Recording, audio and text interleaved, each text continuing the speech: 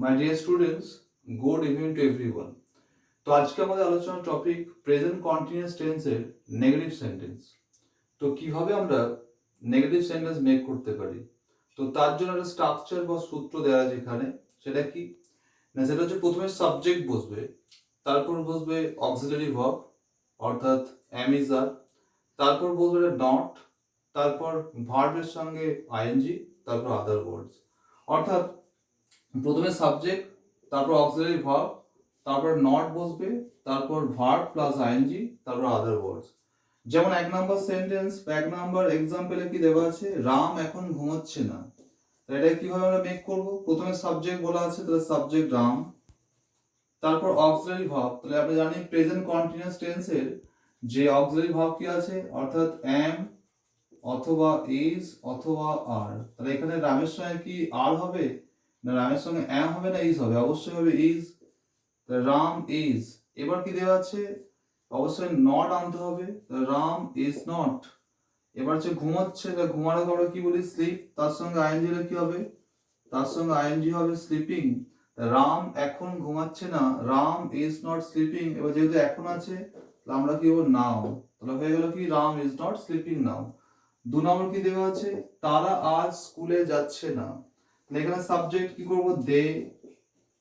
দে এর সঙ্গে কি হবে, এম হবে, ইজ হবে না আর হবে? অবশ্যই হবে আর। দে আর।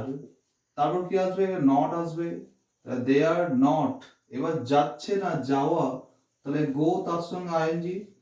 দে আর নট গোয়িং, কোথায়, স্কুলে। They are not going to school. কবে যাচ্ছে না, আজ, তাহলে টুডে। তাহলে কি হবে, they are not going to school today. আর তিন নাম্বার যে এক্সাম্পল দেয়া আছে কি, সে এখন ইংরেজি পড়ছে না। তাহলে এখানে কি হবে, সাবজেক্ট হি অথবা সি। এবার কি আসবে, আমাদের অক্সিলারি ভার্ব এম অথবা ইজ অথবা আর। তাহলে এখানে অবশ্যই হি বা সি। তাহলে সি এর সঙ্গে কি হবে, এখানে ইজ হবে। তাহলে হিজ বা সিজ হবে, অর্থাৎ ছেলেদের ক্ষেত্রে হি, মেয়েদের ক্ষেত্রে হবে সি।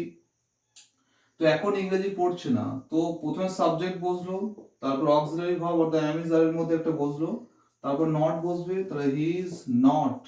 এবার পড়ছে না, পড়া অর্থে আমরা কি বলি, রিড। তার সঙ্গে আইএনজি যোগ করতে হবে, কারণ ভার্ব প্লাস আইএনজি। তাহলে হি ইজ নট রিডিং। এবার কি পড়ছে না, অবজেক্ট হচ্ছে ইংলিশ।